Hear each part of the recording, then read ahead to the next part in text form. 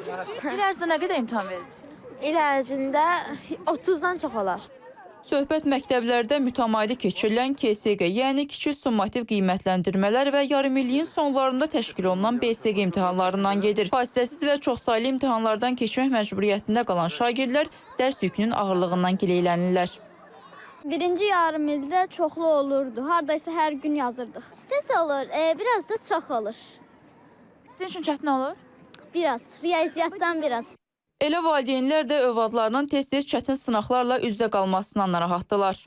BSQ, KSQ bir üzdən yazırlar. Uşaq da əziyyət çəkir valideyndə. Hazırlığa qoymasaq mümkün deyil. Məcbur hamı hazırlığa qoya. Çox yüklənir uşaqlar. Yəni o insan həyəcan keçirirsən də istər-istəməz həyəcanlanır. Mən valideynlə oyla mən də həyəcanlanıram. Ən azından ilin yarım ildə bir dəfə olsa yaxşı olardı. O yaxşıdır. BSQ-lər yaxşıdır, o KSQ-lər əlavələr onlar məncə olmalıdır. İmtahanlarında. Təhsil eksperti Elçin Əfəndi deyir ki, müasir qiymətləndirmə metodları tətbiq olunsa, həm dərs, həm də imtahan yükü azalar.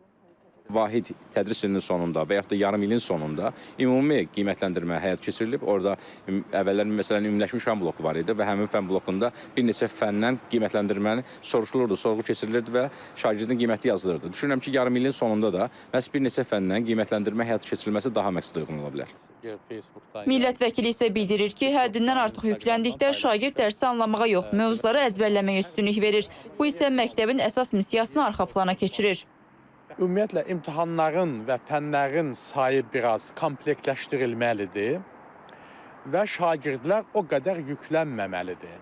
Şagird yüklənirsə, o əsas olaraq əzbərçiliklə məşğul olmağa meyllənir. Və məktəb sadəcə olaraq qiymət almaq üçün bir məkana çevrilir. Bizdə hər şey şüras yetişdirmək istəyirlər. Nə hər şey şüras alınır, nə mütəxəssis.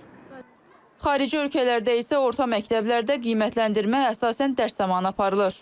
Onlar qiymətləndirməni birbaşa auditoriyada aparır, ev tapşırıqları vermir. Çalışılır ki, maksimum şagirdlər asudə vaxtlarını, yəni bir növ öz uşaqlıq dövrlərini rahat yaşaya bilsinlər. Valideynlərlə asudə vaxt keçirsinlər, hər hansı bir istiqamətdə səyahət edə bilsinlər, gəzə bilsinlər, ümumi dünya görüşləri formalaşsın. Mütəxəssislər isə bildirirlər ki, ölkəmizdə gələcəkdə şagirdlərin qiymətləndirilməsində layihə əsaslı və bacarıqlara yönəlik müasir metodların tətbiqi planlaşdırılır. Türkanə Elsoy, Ülvi İsmailov, İTV Xəbər.